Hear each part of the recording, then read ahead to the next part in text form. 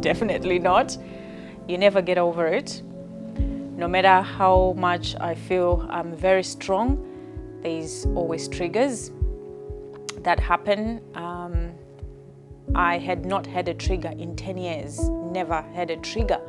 And this year, surprisingly, I've been triggered not in a relationship, but actually in a work environment.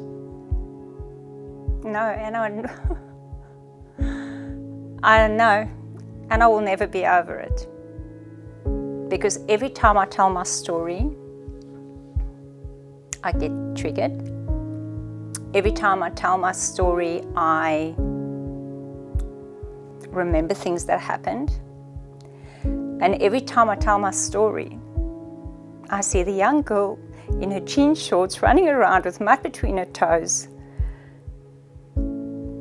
It wasn't okay to be abused as a teenager.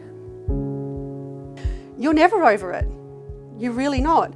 My traumas, observing family domestic violence as a child with my own mother, and then reading reports about my grandmother experiencing, her own journey, and then myself experiencing it. You're never over it.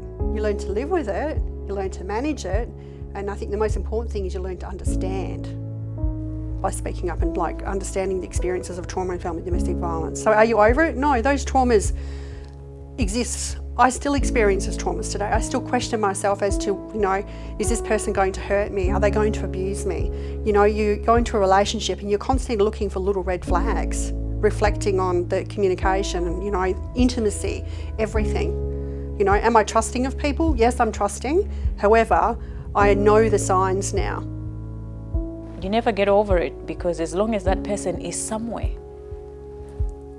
out there, it's always in the back of my mind. In my house, we've got cameras everywhere, because it's just that awareness that yes, I'm in the public eye, I'm speaking openly, anything can happen to me.